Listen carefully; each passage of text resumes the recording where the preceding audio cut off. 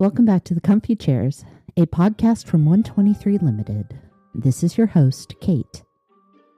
In an era of layoffs and wild job markets, it's hard to feel like you have any control over your career. And while there is no magic spell to solve the challenges job seekers face, all workers really, there are mindsets and practices that can put you in the driver's seat. These include identifying your values and underlying purpose, being able to tell the story of your career and aspirations, and other actions that help you connect your personal needs to an organization's priorities. Joining me today is Jamie Chambron, Chief Coach at the Career Agility System, a career navigator who guides her clients through every step of career development and discovery, from resume writing to personal branding. Welcome, Jamie. Thank you for joining me in the comfy chairs. As I've shared, I like to let my guests have the pleasure of introducing themselves. So please.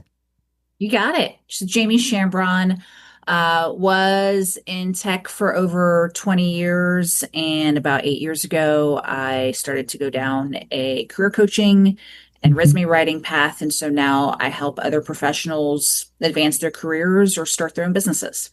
Wonderful. Wonderful. It's great to see people who are, in the fray on the front line take that step, not back, but sideways to help other people, and women in tech, especially. Yes. Yes. I still have a passion for them. Lots of work to do in that space. It's better than it was. And so today we're talking about owning our careers. And I always like to start with those foundations, the basics of what is it? What do we mean when we say it? So what does owning my career look like in your estimation, Jamie? Yeah. So at least today, what owning a career is and should be is around not letting managers, companies, places dictate where you're going, what you're doing, but you being much more intentional on what you choose to do, where you do it, when it's time to move on to do something else.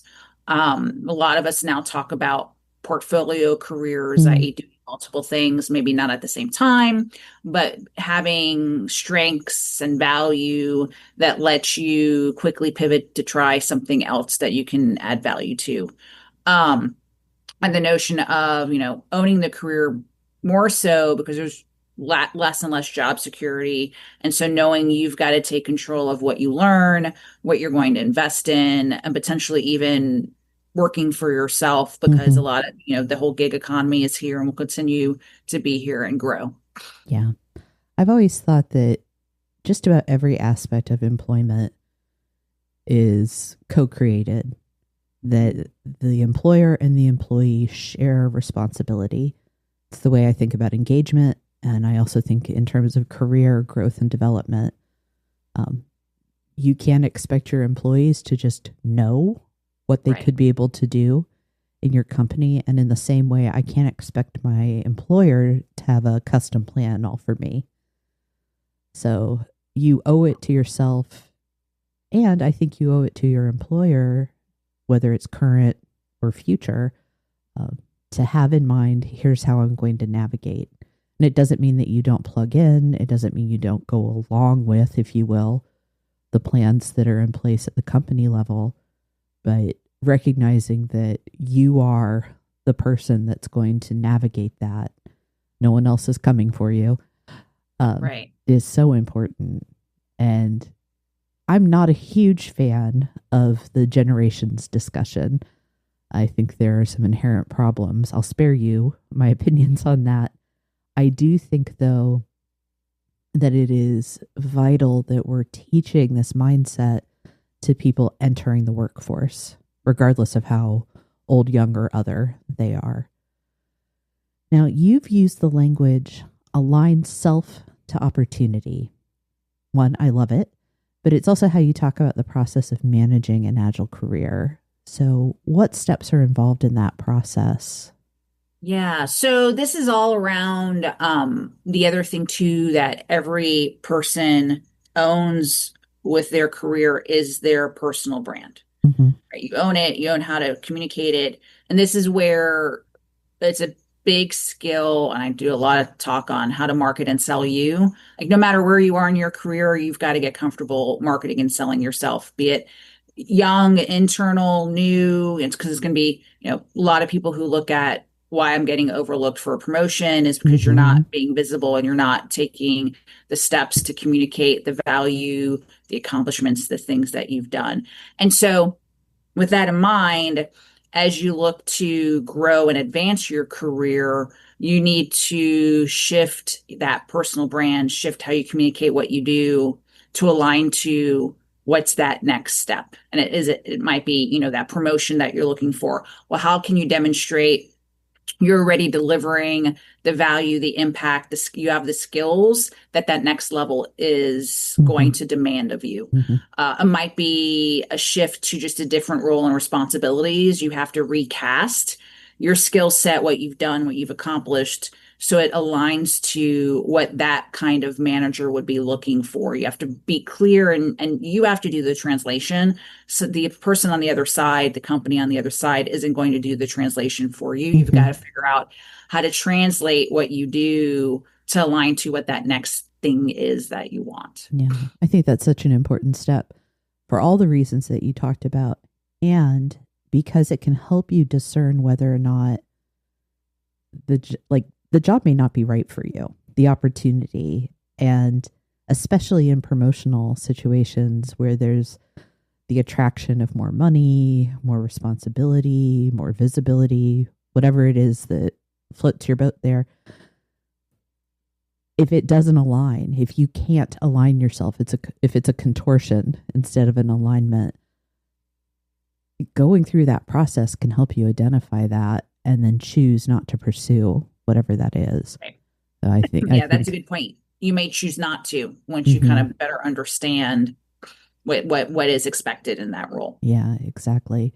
I also think it'd be interesting. No, how do I want to say this? I think that the practices you're talking about cover the entire life cycle, that there's also an opportunity for people later in their careers who are leaving the workforce for retirement, for family, whatever the reason is, to not only think about, am I aligning myself, my values, my abilities to what's next when I leave, but also, am I leaving a legacy based on all that alignment that has come before? Yeah. So it's interesting to think about it as repurposing those mindsets and practices to help you as you leave the workforce as well. Yep. Yep. And it's that and thinking about legacy, did you make where you came from better? Hmm. Did you show up? Did you be part of the community? Like, did you do the things? It's like the unwritten rules of how to truly be a member of an Hmm. organization to, you put in the effort, but you get out what you put in. Hmm. I agree. I'm curious too. We're talking a lot about alignment and adapting. For some people, that can read as like changing yourself. So, how can someone stay true to themselves and remain authentic to their values, to their priorities in the midst of aligning self to opportunity? Yeah, and it's just gonna, part of it is self-reflection. I Hmm. think a lot of us don't take the time to truly take a step back and reflect on what's important to them, your values, what you're looking. I like to say we all go through different stages of life, and at different stages, you have different needs, different values, different Hmm. um, things you have time for, and different priorities. So part of it is taking the time to reflect, and it might mean maybe, and I often recommend certain assessments to help you better Hmm. understand your strengths, better understand what you're leaning into, especially those who are going through. Hmm. potentially a career pivot or transition and not sure what's next. But you need insights, right? And which is going to be reflection. It might be coaching. It might be talking to colleagues or family, because you often forget and overlook what you're really good at, what you're known for Yeah, until you go back and ask. And a lot of times we don't. And performance reviews and feedback at work, I personally believe they're just superficial, they checking the tend to box. be. You're Yeah. not really getting raw, quality, constructive feedback. Yeah, that is 9 times out of 10 or 99 times out of It's the 100. manager checking the box. Yeah, it is. So that can be a weak source of that reflection point. Now, you mentioned assessments. What are some of those that you recommend? I'm curious. Yeah. So the one I always recommend is StrengthsFinder. Always. Yeah, it's That's wonderful. the, and it changes. People, if you even did it 5 years ago and you're getting ready to reflect on what's next, do it again. Hmm. What's going to bubble to the top is going to be different. Yeah. And it might be eye-opening. So I just had a client yesterday, um, did the assessment going through Pivot and looked at me going, I'm a little stunned that what I do day in and day out are my bottom five strengths. And I went, well, you're Oh, probably been in a place where you've been stuck and not realizing your potential because yeah. you've been doing the same career for 20 something years. Hmm. Yeah. So that's a great one. DISC, if you're a leader trying to figure out what your leadership style is, that's another good one. High Five is a free version of StrengthsFinder. It's not as depth, it's not as good, but if you don't want to spend the $40 on the full assessment, Hmm. um, those are usually what come to mind as the ones I focus in on. Yeah. Yeah. I think uh, sort of in line with there's a book that outlines, because that's what you get with the Clifton Strengths model. Mm-hmm. The 6 types of working genius Right. is another great one that is very focused on the workplace. Um, it gets a bad rap. I'm a fan of Myers Briggs, the Yeah. type indicator tool, because it helps you process. This is how I like to orient myself to the world, and that can play a part too. So I like those as opportunities, and there are a lot of career assessments out there too that extend beyond school Right. children too. It can be the adult version of those. What do you want to be when you grow up? Types. I'll dig into my archive and add some extra ones into my show notes too, and I'll make Okay. certain I've got links to the ones that you've talked about there as well. Now, Awesome. do you have? I'm trying to remember. I apologize. Do you have a tool or assessment that you've created in your practice? Or do you tend to use those others and then help people um, digest them? Yeah, so I've designed, depending on what I am working with someone on, is I've Hmm. designed the exercises that my clients will go through Okay. in terms of getting the insights that they need for where they're going next or recasting their story to for just actually sharpening the story so they're clearer on messaging and communicating their value.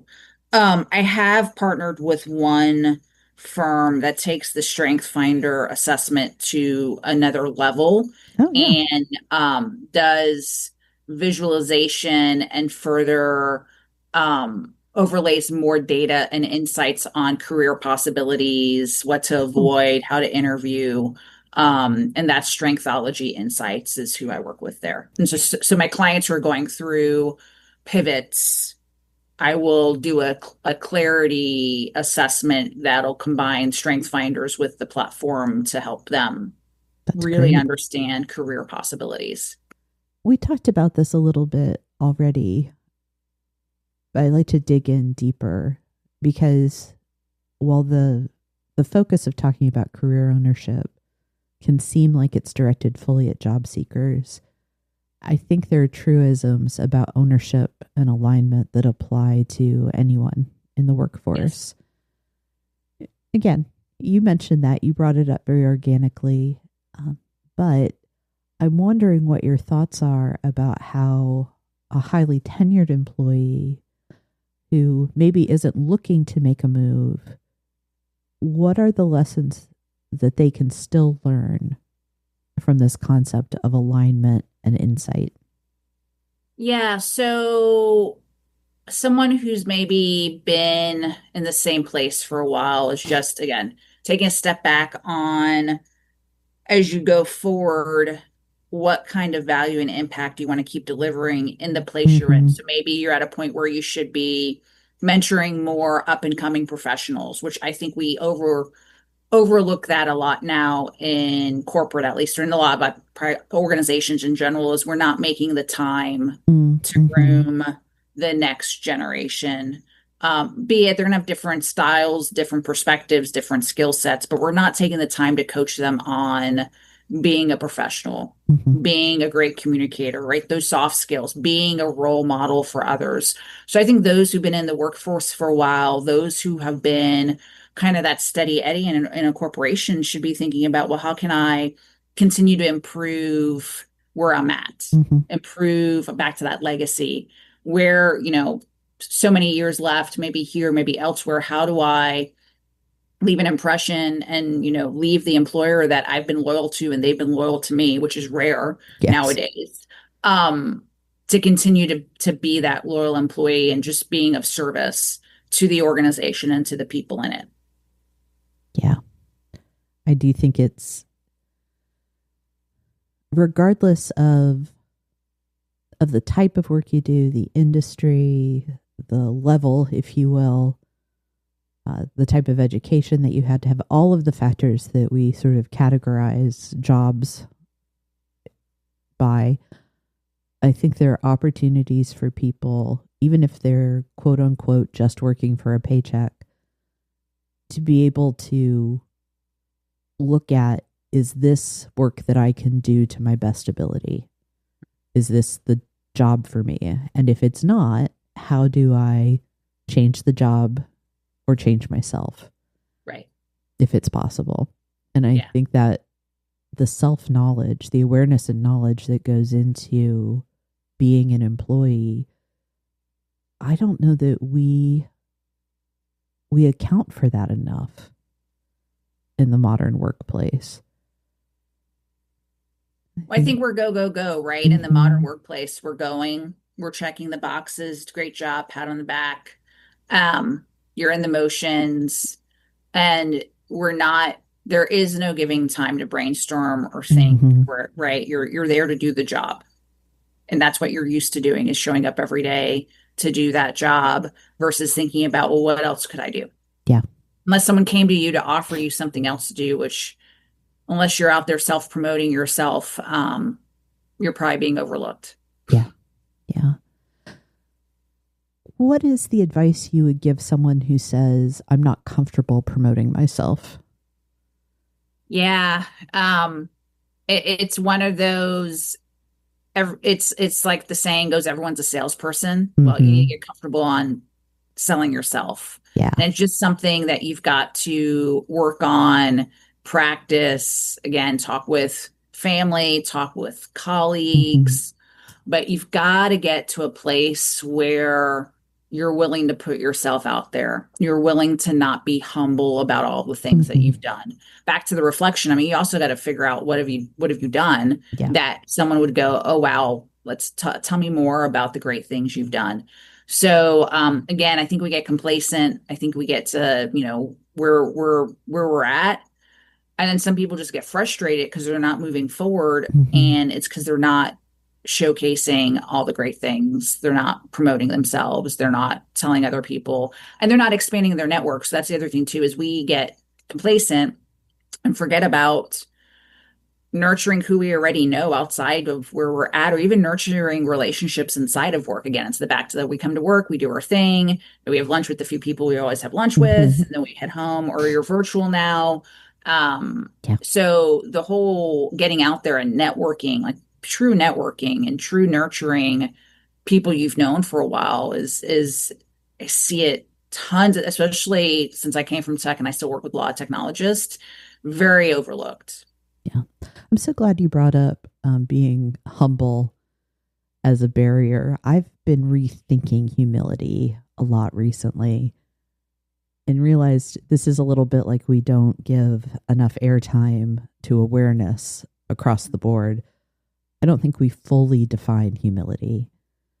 We kind of stop at just half of it, where we talk about not being prideful, right? They don't puff yourself up. I think genuine humility isn't just about I recognize my weaknesses. It's also I know what I'm good at. I know my strengths. I know my gifts and talents, my capabilities. And it's not that I brag about them, but I am honest with myself about them so I can be honest with others. And I think if you have a barrier sharing those, try to think of the person that loves you the best. How would they talk about it? And use their words. Yeah. And it just edit out the, hey, my mom says I'm great at. It's, well, here's what I've been told I'm really good at. I think it's a little baby step that people can take. And I know, despite being somebody who is 30 years in the workforce, I struggle with that too. So I think we need to acknowledge that it is hard.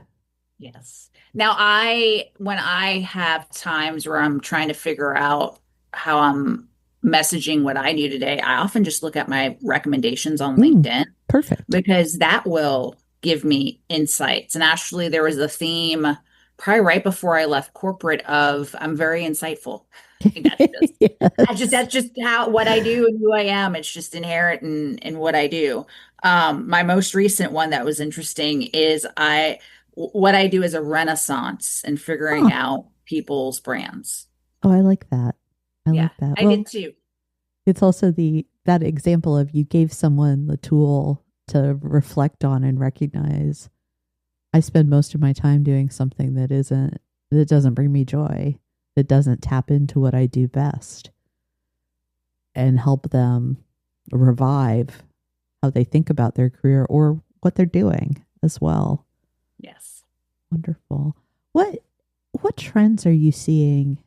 And let me get a little bit clearer about that, of what it is that your clients, the people that you work with, what they're stating they need out of work.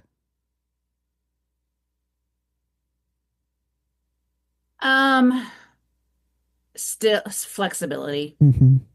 I think that's a big one, especially for the corporations that are asking for people to come back. They still want flexibility in where they're wanting to be. They do want remote. A lot of it too now I'm seeing is people want to work in an organization that is looking to make a social impact. Yeah. Right. They want to be in a place that actually has meaning and purpose, not just make money, that they're doing some sort of good. I see that a lot in my clients and wanting those kinds of organizations to be at, even if it's not the company is product or service is socially good, but at least they've got some other values and they're involved in giving back to the community or sustainability, right? Any of the ESGs. So I see that more and more because I think people want more purpose and meaning to what they do day in and day out. Well, we're talking about values at this point, and I think we should spend a little bit more time discussing how do you identify your values and how do you match values? Can you find, so maybe I don't work for a social justice organization, but I work for a company that says it values integrity. Where do I see that played out? And is it playing out in a way that fits with what I want and need as an employee and as a citizen too? Do you have any practices or tools that you use in discussing values with people? Yeah, it's back to those exercises I've designed on we're figuring out, based on where they've been, what values have they aligned with, what is of value today, and what's of value tomorrow in terms of, well, and if they were to pick the one main value that they're looking for, because it's going to be hard to align, I think, all your personal values to an organization's values, because it's just, there's a lot to unpack there.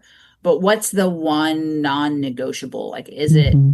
creativity? Is it integrity? Is it innovation? Is it community service? Like, what is it that's your, if this is a determining factor too on what you want to do next, what's that one value that you want to look for? And part of it's going to just be, ideally companies that really live and breathe their values are on their website. Their value, the employees can talk about the values all day long. They don't have to be the head of HR. If they're living and breathing the values, they're getting reminded them at town halls, they're getting reminded them in corporate memos. So it's just easily doing your homework. And that's where too, when I work with someone who's looking for a new role, I have them go target organizations, not target job boards, because I want Mm-hmm. them to get themselves out there without there being a job open, because it's easier to land a role that isn't even open because you're basically becoming known before they even realize they need you. Well, that's great advice. I think the question of values, it's what do I see? What are the observable things? And as part of that self-reflection and growing your self-knowledge, it's examining, well, I say I value X. How do I know that I do? What do I do that demonstrates I value kindness, for example, or compassion? How do people know? And if I'm not doing it, does it really matter to me? Do I need it in the job, in the workplace, if I'm not myself living it? Those are hard questions to address. What are some recommendations that you would have, Jamie, for people who maybe are getting tired because the self-reflection, even the research, as you look at jobs, career paths, opportunities, it takes a lot of stamina for people that may be lagging because of the energy spend. What do you recommend to them? Yeah. So one is, you've got to block your time. And what I normally say is, if you're in a point of where you are trying to figure out what's next, block first time. Most people's energy is the beginning of the day. So before you go work for someone else, Mm-hmm. go spend 30 minutes on you, whatever you need to unravel to help you get those insights to move you forward to what's next. And then just, you've got to be sure you shelve it. So try not to have it leak into the weekend. You need days to rejuvenate. And, especially those of us who work for ourselves, we're often just kind of working into the weekends. Mm-hmm. And you then go, what did I just do? So like, you didn't take a break. So you've got to take breaks for yourself. And so don't let working on you wait for the weekend, because you will exhaust yourself. You've got to work on you during the times during the week when you work, and just now it's making you a priority. So instead of you starting your day for work, start your day on you, even if it requires you to wake up 30 minutes earlier to then jump in and then get to work, and then Mm-hmm. have the downtime on the weekends, because you will burn out if you don't have that downtime. Yeah. I think the very starting place is to make certain that we all understand, whether you are job hunting or you are trying to grow and adapt for what you're doing now or what's next, this is hard work. It takes energy, it takes attention and focus. It takes being very intellectually honest with yourself sometimes. And humility, all the things that we've talked about to this point. And it may not happen overnight. Yeah. And that's not always an easy pill to swallow. So how are you caring for yourself, and how are you relying on, you mentioned your network earlier, the network of people that care for you to go Yeah. through it. Yeah. Yeah. Yeah. Well, so I do prioritize things like I work out every day, right? So there's just Hmm. things I take care of. That's me first, me or family, right? So those Yeah. are the things that take priority. I do make an effort to get together with colleagues or friends and finding the right organizations where it's the right people I want to be surrounded by when I'm looking to Hmm. rebuild connections. But it's just being intentional during the week on where I put my energy, be it me and then the relationships that either I've built to now. And the other thing too, like don't get too spread out either on relationships. There's I forget who said it, but it's like you have time, you're the more most like the five people you hang out with the most. Yeah. Right. I've heard that too. Right. So if you're going through a pivot right now, one of the things you need to ask yourself is are you surrounding yourself with the right five people? And you might need to even pivot the people you're spending time with to get you to that next place. Exactly. And we're not saying abandon your friends and Right. family. It's No. if I'm trying to learn how to do a thing, or I'm trying to become a better leader, fill in the blank. Am I watching? Am I around? Am I synthesizing, whether through osmosis or like direct mentorship, that skill, knowledge, or ability from somebody doing it? Right. And yeah, I think it's interesting to me to think that even owning your career is ultimately, in a lot of ways, not a solo sport, right? Hmm. That we are so dependent upon each other, even at work, even when it Yeah. comes to our professional lives. Yeah. And in my youth, that was horrifying for me to even consider. And now I think it's something that, frankly, should be a site like a source of delight for us, that other people can be part of that process. Yeah, we don't have to go Absolutely. alone. No. No, you don't. No.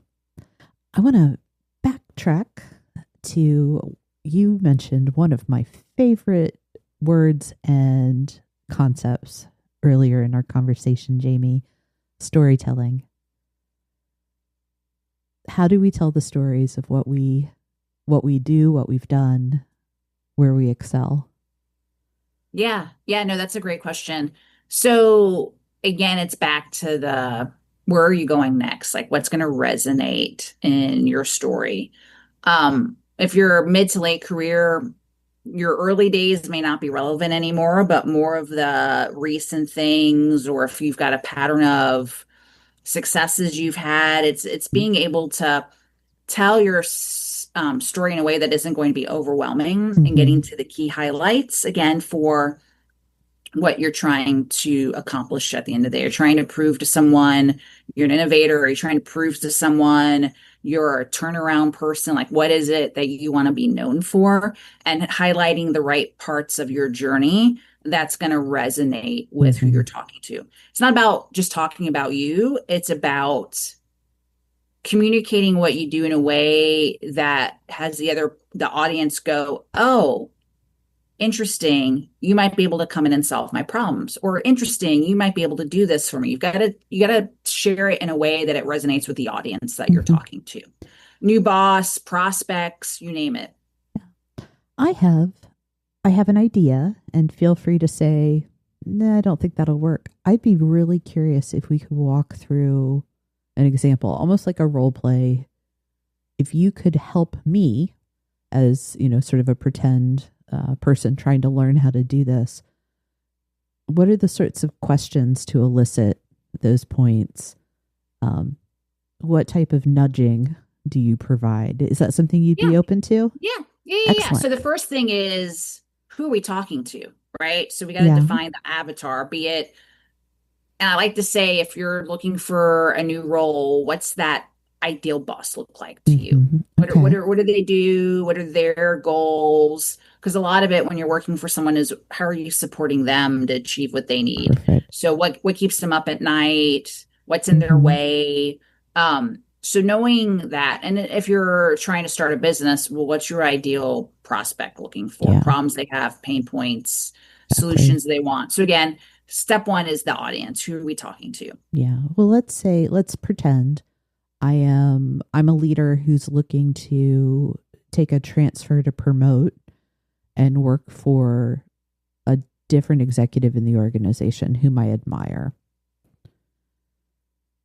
Maybe I haven't worked a lot with them, but I like the looks of everything that's happening in their division. Is there any research or questions I should be asking to be able to better define my audience?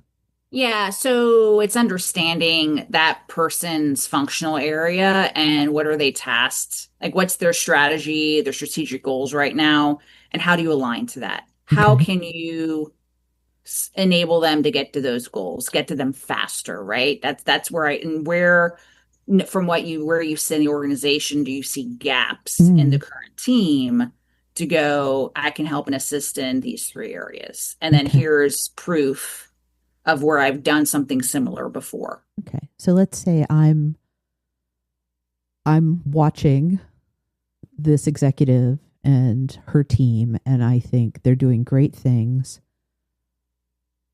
I really think I can add to it. I can help them, do it faster, do it for less money. But I'm not entirely certain what proof I have. What should I ask myself about that type of, I think this is what they need, but I'm not entirely certain if I bring it to the table. Yeah, so if you just got to start thinking about if it's saving money, Mm-hmm.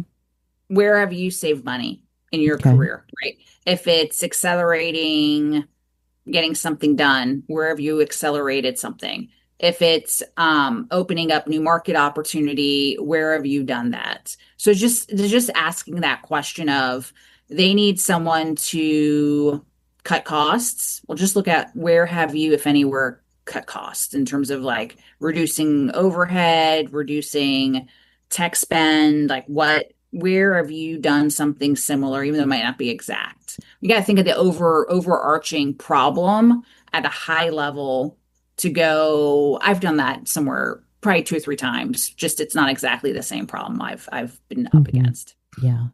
So let's say I identify that I managed to reduce spend on 3 past projects, and I've got my little, here's my evidence of my capability. I see that they may have a need for that. How do I approach that person Yeah. to be able to say, hey, I see this is what's happening on your team from where I sit. I'm curious if this might be a gap. Here's what I think I can offer. Yeah.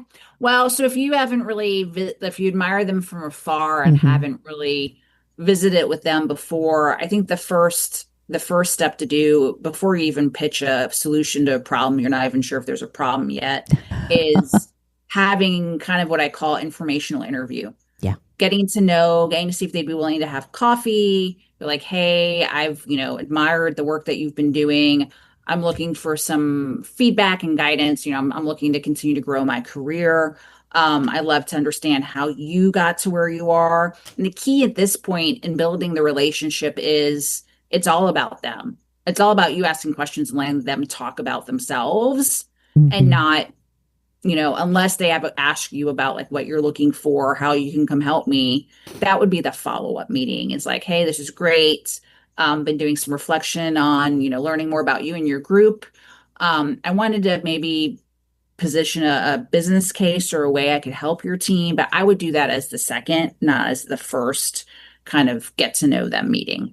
Yeah. I hear you talking about how that initial relationship building, the networking, the nurturing of relationships is sort of an always thing, whether you're internal or external. You said don't look at job boards, look at companies. It's can I find someone with whom I can talk and have a better understanding of what the problems and needs are, where I want to go. Yeah. And that kind of becomes then a checklist of, well, here's what I have. Am I aligned with that? Yep. Yep. Wonderful. The values checklist, the who's Hmm. leading the organization today, are they people I admire?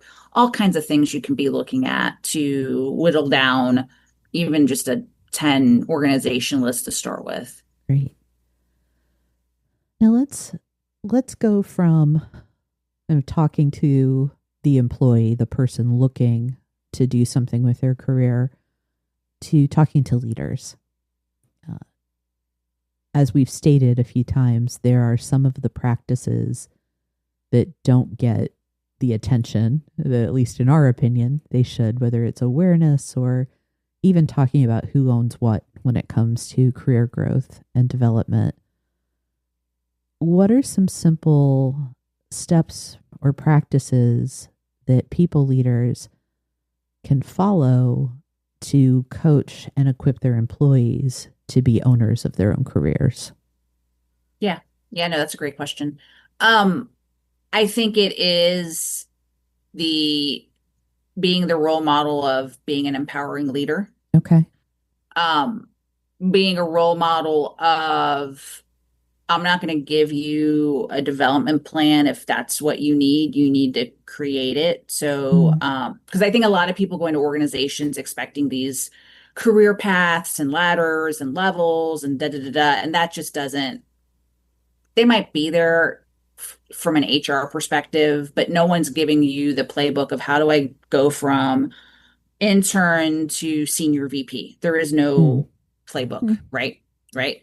So it's communicating with their teams that they need to be in control of what they're, besides their, they have they're hired for a certain job and responsibility, but for what they want out of it, right? They got to show up. They've got to be proactive on what they want to do next. They need to be proactive in talking with me as the leader on where they perceive their gaps are, because the leader isn't going to be there all the time to mm-hmm. see where they're struggling, right? And you might be leaning on peers, so it's fostering that open door where your people can come talk to you when they need more help, they need more guidance. Yeah. I think what I would add, and maybe tweak a little bit, if I may, Jamie, is that I think leaders need to be very intentionally having the conversations with their employees beyond being role models of awareness and self growth, it's like self development, is having intentional conversations where you're very clear with your employee that, hey, Kate, your growth and your career matter to me. We are partners, but you are the majority partner. I will support, guide, redirect as needed. I will work with you to achieve what you're trying to accomplish in your career. But ultimately, you are the owner. I will not do for you. And I don't say that to be like harsh or cruel. It's you own it, and I'm here as your support. Most of my focus is going to be on outcomes and performance, but that doesn't mean growth isn't important. I think there has to be explicit conversation about that, and making certain that everything you're talking about in that space is clear, particularly to people who are just entering the workforce. Yes. Yes. Yeah. Yeah. And There. that's a huge, I think for a young professional coming out of college, that's a huge leap. Mm-hmm, it is. It is. And I think that's why the conversations have to be so explicit. Mm-hmm. Especially at that level. Yeah. And role modeling is wildly important. I don't want to diminish that, but I'm also, and this may not be a popular learning and development perspective, I don't think everyone needs a development plan. No. Oh, absolutely not. I've heard some people, typically, no, I won't say that. Never mind. I've heard some people say that every employee should have a development plan, and I think that is wrong. I think some people need engagement plans. I think some people need like exposure plans. Some people need improvement plans. Some people need no plan because of where they are in that moment. But the plan is not the thing. The real work is the ongoing conversation about what is the work that we're trying to accomplish, how are you progressing on current goals, and what's next, whether that's the next assignment or the next job. Yep. And that's just showing up, raising your hand, putting yourself out there. Yeah. And again, it's that partnership where the majority partner in career growth is the employee, the kind of the subject of it, and the majority partner in terms of the work is the leader. But you bring those together to make a whole. Yep. I realize the math doesn't add up, but that's the goal there. And it's all part of being in the workforce. Yep. Agreed. So Jamie, I like the name of your company, Career Agility System, your practice. Why agility and not growth or employment? Yeah. So when I was considering the name, gosh, 9 years ago at this point, because close to nine, if not more than that, I recognized it's our careers aren't necessarily about grow, grow, grow, grow, grow, advance, advance, advance, advance. I started seeing there's no ladder, maybe a lattice. We like to talk about a lattice and a network and moving laterally. Yeah. Or completely doing 180s. And because I had been through, and I was young to face my first layoff because of a bankruptcy, part of the agility was, and the point was being ready at the drop of a pin that you could go do something else, that you had the tools, you had the marketing plan, your messaging, you knew if your job went away today, you knew how to find something else to make a living today. You weren't going to wait. You're going to be ready to move. And I was intentional because the majority of people don't think like that. Majority of people aren't. And now more and more, as you hear about what are the key skills going into the future, agility is one of them. Well, that's a skill, but that isn't, but you need that to also be a mindset in how you treat your career. Yeah. Processing that, I like it. And there's so many stories these days about layoffs, and even the return to the office mandates can inadvertently lay people off who can't make that change or a move. It's really poignant to think that part of preparing people for the workforce these days is preparing them to be ready to change when changes happen that they don't control. Which makes me think, I'd like to hear your thoughts on this, that talking to people about owning their careers in a volatile market may not seem right to some folks. I personally think it's the solution. But how can we help people understand that owning your own career, aligning yourself to the opportunity, is the way to future-proof your work life? That's it. You've got to be, and I said this online recently too, is you have to look at your career like your investments, even if you're young, starting off in investments, and you're not going to put all your money in one stock, right? You're going to put your money in a pretty diverse, even if you're just starting out and doing it on your own, you're going to pick maybe 5 to 10 stocks or ETFs or things. Eventually, maybe you hire someone to do all that for you. But anyway, you have to treat your career as an investment in you, and you can't put all your investment in you into one thing. You've got to be thinking about what are the different things that I am talented at that people will pay me for.